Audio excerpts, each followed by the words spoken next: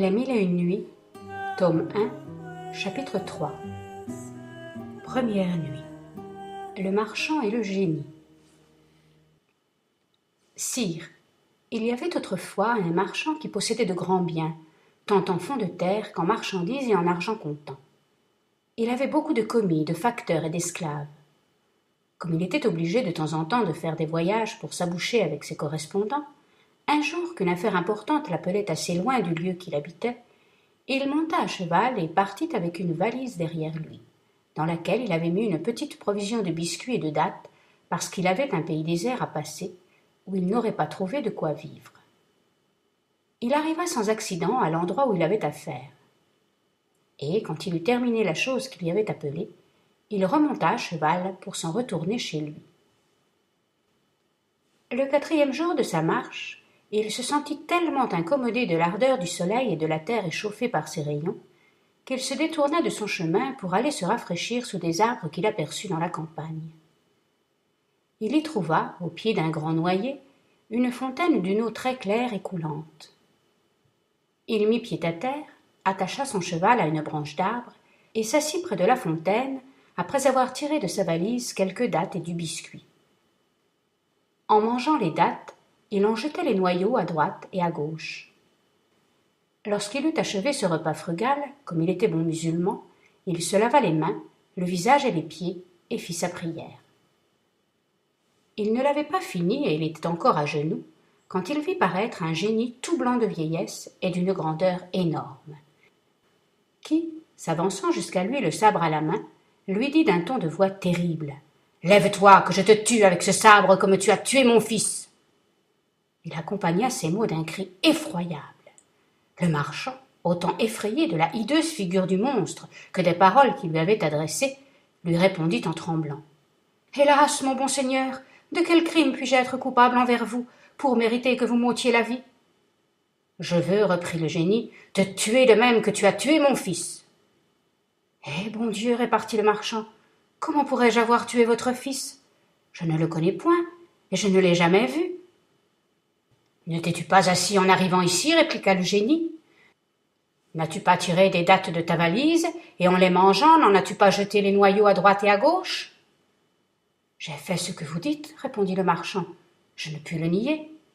Cela étant, reprit le génie, je te dis que tu as tué mon fils, et voici comment. Dans le temps que tu jetais tes noyaux, mon fils passait. Il en a reçu un dans l'œil et il en est mort. C'est pourquoi il faut que je te tue. Ah, monseigneur, pardon, s'écria le marchand. Point de pardon, répondit le génie, point de miséricorde. N'est-il pas juste de tuer celui qui a tué ? J'en demeure d'accord, dit le marchand, mais je n'ai assurément pas tué votre fils, et quand cela serait, je ne l'aurais fait que fort innocemment. Par conséquent, je vous supplie de me pardonner et de me laisser la vie. Non, non, dit le génie en persistant dans sa résolution. Il faut que je te tue de même que tu as tué mon fils. À ces mots, il prit le marchand par le bras, le jeta la face contre terre et leva le sabre pour lui couper la tête. Cependant, le marchand, tout en pleurs et protestant de son innocence, regrettait sa femme et ses enfants, et disait les choses du monde les plus touchantes. Le génie, toujours le sabre haut, eut la patience d'attendre que le malheureux eût achevé ses lamentations, mais il n'en fut nullement attendri. « Tous ces regrets sont superflus, s'écria-t-il. Quand tes larmes seraient de sang, cela ne m'empêcherait pas de te tuer comme tu as tué mon fils. »« Quoi ? répliqua le marchand. Rien ne peut vous toucher. Vous voulez absolument ôter la vie à un pauvre innocent. »« Oui, repartit le génie, j'y suis résolu. » En achevant ces paroles, Scheherazade, en cet endroit, s'apercevant qu'il était jour et sachant que le sultan se levait de grand matin pour faire sa prière et tenir son conseil, cessa de parler. « Bon Dieu, ma sœur, dit alors Dinarzade, que votre conte est merveilleux. »« La suite est encore plus surprenante, répondit Scheherazade, et vous en tomberiez d'accord si le sultan voulait me laisser vivre encore aujourd'hui et me donner la permission de vous la raconter la nuit prochaine. » Schahriar, qui avait écouté Scheherazade avec plaisir, dit en lui-même : « J'attendrai jusqu'à demain. Je la ferai toujours bien mourir quand j'aurai entendu la fin de son conte. » Ayant donc pris la résolution de ne pas faire ôter la vie à Scheherazade ce jour-là, Il se leva pour faire sa prière et aller au conseil. Pendant ce temps-là, le grand vizir était dans une inquiétude cruelle. Au lieu de goûter la douceur du sommeil, il avait passé la nuit à soupirer et à plaindre le sort de sa fille dont il devait être le bourreau. Mais si dans cette triste attente il craignait la vue du sultan, il fut agréablement surpris lorsqu'il vit que ce prince entrait au conseil sans lui donner l'ordre funeste qu'il en attendait. Le sultan, selon sa coutume, passa la journée à régler les affaires de son empire, et, quand la nuit fut venue, il coucha encore avec Scheherazade. Le lendemain, avant que le jour parût, Dinarzade ne manqua pas de s'adresser à sa sœur et de lui dire « Ma chère sœur, si vous ne dormez pas, je vous supplie, en attendant le jour qui paraîtra bientôt, de continuer le conte d'hier. » Le sultan n'attendit pas que Scheherazade lui en demandât la permission. « Achevez, lui dit-il, le conte du génie et du marchand. Je suis curieux d'en entendre la fin. » Scheherazade prit alors la parole et continua son conte dans ces termes. Seconde nuit. Sire, quand le marchand vit que le génie lui allait trancher la tête, il fit un grand cri et lui dit « Arrêtez, encore un mot de grâce, ayez la bonté de m'accorder un délai. Donnez-moi le temps d'aller dire adieu à ma femme et à mes enfants, et de leur partager mes biens par un testament que je n'ai pas encore fait, afin qu'il n'ait point de procès après ma mort. Cela étant fini, je reviendrai aussitôt dans ce même lieu me soumettre à tout ce qu'il vous plaira d'ordonner de moi. » « Mais, dit le génie, si je t'accorde le délai que tu me demandes, j'ai peur que tu ne reviennes pas. »« Si vous voulez croire à mon serment, répondit le marchand, je jure par le Dieu du ciel et de la terre que je viendrai vous retrouver ici sans y manquer. »« De combien de temps souhaites-tu que soit ce délai ?» répliqua le génie. « Je vous demande une année, repartit le marchand. Il ne me faut pas moins de temps pour donner ordre à mes affaires, et pour me disposer à renoncer sans regret au plaisir qu'il y a de vivre. Ainsi, je vous promets que de demain en un an, sans faute, je me rendrai sous ces arbres pour me remettre entre vos mains. »« Prends-tu Dieu à témoin de la promesse que tu me fais ?» reprit le génie. « Oui, répondit le marchand, je le prends encore une fois à témoin, et vous pouvez vous reposer sur mon serment. » À ces paroles, le génie le laissa près de la fontaine et disparut. Le marchand, s'étant remis de sa frayeur, remonta à cheval et reprit son chemin. Mais si d'un côté il avait de la joie de s'être tiré d'un si grand péril, de l'autre il était dans une tristesse mortelle lorsqu'il songeait au serment fatal qu'il avait fait.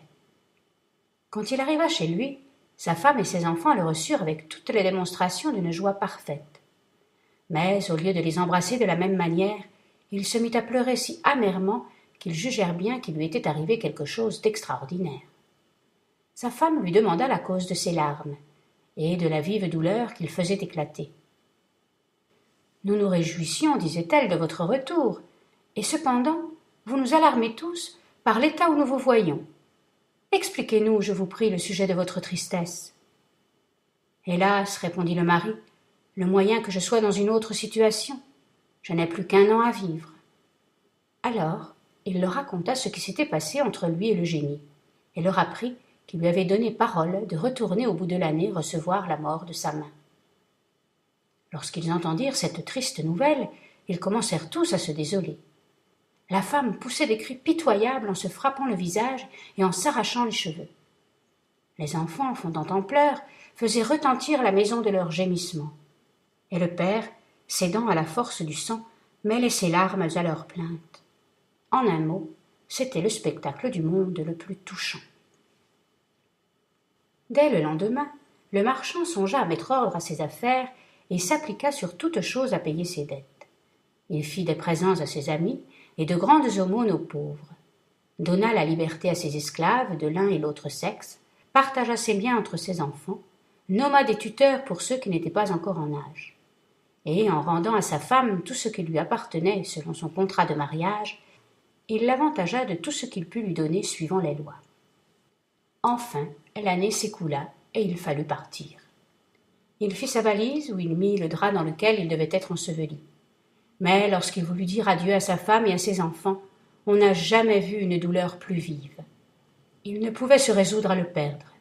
Ils voulaient tous l'accompagner et aller mourir avec lui. Néanmoins, comme il fallait se faire violence et quitter des objets si chers, « Mes enfants, leur dit-il, J'obéis à l'ordre de Dieu en me séparant de vous. Imitez-moi. Soumettez-vous courageusement à cette nécessité, et songez que la destinée de l'homme est de mourir. » Après avoir dit ces paroles, il s'arracha aux cris et aux regrets de sa famille. Il partit, et arriva au même endroit où il avait vu le génie le propre jour qu'il avait promis de s'y rendre. Il mit aussitôt pied à terre, et s'assit au bord de la fontaine, où il attendit le génie avec toute la tristesse qu'on peut imaginer. Pendant qu'il languissait dans une si cruelle attente, un bon vieillard qui menait une biche à l'attache parut et s'approcha de lui. Ils se saluèrent l'un l'autre. Après quoi le vieillard lui dit : « Mon frère, peut-on savoir de vous pourquoi vous êtes venu dans ce lieu désert où il n'y a que des esprits malins et où l'on n'est pas en sûreté ? À voir ces beaux arbres, on le croirait habité, mais c'est une véritable solitude, où il est dangereux de s'arrêter trop longtemps. » Le marchand satisfit la curiosité du vieillard et lui conta l'aventure qui l'obligeait à se trouver là. Le vieillard l'écouta avec étonnement, et prenant la parole. « Voilà, s'écria-t-il, la chose du monde la plus surprenante, et vous vous êtes lié par le serment le plus inviolable. Je veux, ajouta-t-il, être témoin de votre entrevue avec le génie. » En disant cela, il s'assit près du marchand, et tandis qu'ils s'entretenaient tous deux. « Mais je vois le jour, dit Scheherazade en se reprenant. Ce qui reste est le plus beau du conte. » Le sultan, résolu d'en entendre la fin, laissa vivre encore ce jour-là Scheherazade. Troisième nuit. À la nuit suivante, Dinarzade fit à sa sœur la même prière que les deux précédentes.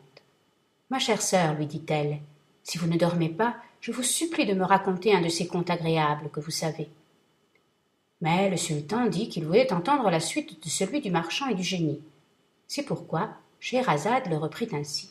« Sire, dans le temps que le marchand et le vieillard qui conduisait la biche s'entretenaient, il arriva un autre vieillard, suivi de 2 chiens noirs. Il s'avança jusqu'à eux et les salua en leur demandant ce qu'ils faisaient en cet endroit. Le vieillard, qui conduisait la biche, lui apprit l'aventure du marchand et du génie, ce qui s'était passé entre eux, et le serment du marchand. Il ajouta que ce jour était celui de la parole donnée, et qu'il était résolu de demeurer là pour voir ce qu'il en arriverait. Le second vieillard, trouvant aussi la chose digne de sa curiosité, prit la même résolution. Il s'assit auprès des autres, et à peine se fut-il mêlé à leur conversation qu'il survint un troisième vieillard qui, s'adressant aux 2 premiers, leur demanda pourquoi le marchand qui était avec eux paraissait si triste. On lui en dit le sujet, qui lui parut si extraordinaire qu'il souhaita aussi d'être témoin de ce qui se passerait entre le génie et le marchand. Pour cet effet, il se plaça parmi les autres. Ils aperçurent bientôt dans la campagne une vapeur épaisse, comme un tourbillon de poussière élevé par le vent.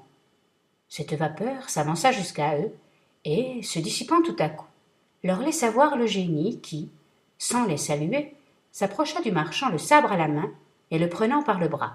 « Lève-toi, lui dit-il, que je te tue comme tu as tué mon fils. » Le marchand et les 3 vieillards effrayés se mirent à pleurer et à remplir l'air de cris. Scheherazade, en cet endroit apercevant le jour, cessa de poursuivre son conte, qui avait si bien piqué la curiosité du sultan que ce prince, voulant absolument en savoir la fin, remit encore au lendemain la mort de la sultane. On ne peut exprimer quelle fut la joie du grand vizir lorsqu'il vit que le sultan ne lui ordonnait pas de faire mourir Scheherazade. Sa famille, la cour, tout le monde en fut généralement étonné. Quatrième nuit. Vers la fin de la nuit suivante, Scheherazade, avec la permission du sultan, parla dans ces termes. « Sire, quand le vieillard qui conduisait la biche vit que le génie s'était saisi du marchand et l'allait tuer impitoyablement, il se jeta aux pieds de ce monstre et les lui baisant. « Prince des génies, lui dit-il, je vous supplie très humblement de suspendre votre colère et de me faire la grâce de m'écouter. Je vais vous raconter mon histoire et celle de cette biche que vous voyez. Mais si vous la trouvez plus merveilleuse et plus surprenante que l'aventure de ce marchand à qui vous voulez ôter la vie, puis-je espérer que vous voudrez bien remettre à ce pauvre malheureux le tiers de son crime ?» Le génie fut quelque temps à se consulter là-dessus, mais enfin il répondit. « Eh bien, voyons, j'y consens.